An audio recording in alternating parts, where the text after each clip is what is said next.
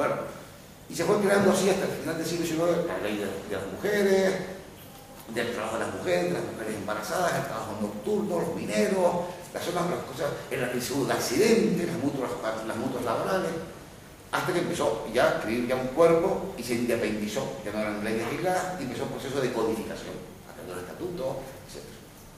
En España llegamos tarde, pero empezaron, en los convenios, por ejemplo, empezaron los holandeses en 1903, después fueron los alemanes y siempre los franceses por detrás. Bien, eso es una de las paredes maestras del derecho del trabajo, la intervención del Estado, la legislación social, magnífica. Aquí tengo un resumen de la legislación social española que para que vean el gran empuje en España, fuimos bastante atrasados, el gran empuje en España fue contra la República. En la época del dictador Primo de Rivera también, pues, los sindicatos habían adquirido mucho peso y el dictador Primo de Rivera tenía mucha debilidad social y política. Pero bueno, claro. Esta es una de las paredes maestras, de eso ya hemos hablado, sobre normas legislativas, etc. Y la otra es la negociación colectiva. Sí, la intervención, la legislación social establece normas mínimas, hay que respetar, que cualquier patrón tiene que respetar, ¿no? Normas mínimas son jornadas, vacaciones, fue por la República Española, jornadas, fue después de la Revolución Rusa, la OIT, inmediatamente crearon un límite de jornada, son las normas mínimas. Pero después, otros siguieron reivindicando las mejoras sobre lo mínimo vital, lo que se llamaba, en la filosofía hegeliana, hablaba del derecho penúltimo. De ahí para abajo no se mueva, hasta ahí. Bien, y entonces ahora dicen, bueno, también queremos mejorar. Y entonces empieza a dar la batalla de la negociación colectiva. Buscar la fórmula de que los trabajadores y los patrones se negociaran, pero no se negociaran al nivel, que es el elemento cualitativo. Ya la veremos por qué la gravedad de la reforma última. No se negociara a través individualmente, como son los contratos civiles, que vas a alquilar una casa, vas tú y tu novia, o tu mujer, o tu paso, vas a alquilar tú solo, pero no, y vas a alquilar la casa, ¿no? Y entonces, con el otro, el cuadro dolores. Aquí hablaban de que, como un trabajador, lo hablamos ayer, un trabajador individual, y fuerza de negocio, ahora ninguna. Y ahora sí el trabajador, o sea, Einstein, que lo vayan a contratar en un laboratorio de investigaciones de los agujeros negros del espacio. Ese podrá poner las condiciones, pero es una excepción. Entonces empiezan a decir que se establezca un régimen de negociación de contratos en que los trabajadores vayan como clase, que era la negociación colectiva. Es la otra pared maestra de toda la construcción del derecho del trabajo. Hay otras cuestiones de menos importancia, pero esas son las claves. Las vigas maestras, las claves de bóveda, chiquitas, eso todo sucede a bomba. Y se empieza a legalizar lo que se llama la negociación colectiva, en que los trabajadores quieren negociar los contratos de trabajo como clase porque individualmente no tienen fuerza y para mejorar sus condiciones, primero para cubrir las deficiencias de la legislación social en materia de derechos necesarios, cosas que no se habían legislado, y en cualquier caso para mejorar sobre el derecho necesario, porque tenemos que cobrar el derecho necesario mínimo, si podemos cobrar más. No hay mucho que hablar de eso, se explica. Y eso costó muchísimo. Eso fue una de las conquistas más tardías. Las otras fueron más tempranas, estas fueron las más tardías. Hubo que esperar a los años 20 para empezar, e incluso en alguna ocasión, en España por ejemplo, hasta el franquismo, ¿no? Y en otros países también. Y se va a la negociación colectiva. Y la negociación colectiva se convierte también en el Estado social y de derecho. No se olviden nunca que estamos en un Estado social y de derecho, que es otra de los elementos esenciales del derecho del trabajo. Otra de las bellotas que comprende el propio concepto de Estado social y de derecho, comprende todo lo demás. Si se dominan esos conceptos y la importancia que tienen, de verdad, todo lo demás sale con mucha más facilidad y nos da una brújula de orientación fantástica, extraordinaria. Cualquier abogado laboralista abogado seguro, y sindicalista también, debe tener eso muy dominado, porque da una capacidad de maniobra, de actuación, porque todo el derecho se construye, el derecho es un sistema, y se construye sobre vértices, sobre proposiciones cuyo desarrollo tiene que ser coherente con los valores esenciales. Si se dominan los valores esenciales, ya se utiliza la lógica inductiva, ¿no? El razonamiento lógico, esto está en contradicción con lo fundamental, esto es inválido sencillamente porque contradice los valores supremos. Por tanto, se convierte en la negociación colectiva, se introduce también como un derecho constitucional. Adquiere el carácter de derecho constitucional.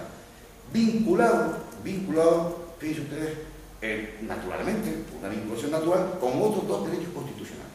Estamos hablando entonces ahora de como estuviésemos hablando de un nudo de estaciones ferroviarias, ¿no? Miren, es que aquí, si me bombardea esto, no solo me acaba con una estación ferroviaria, sino que acaba con la red de trenes, ¿no?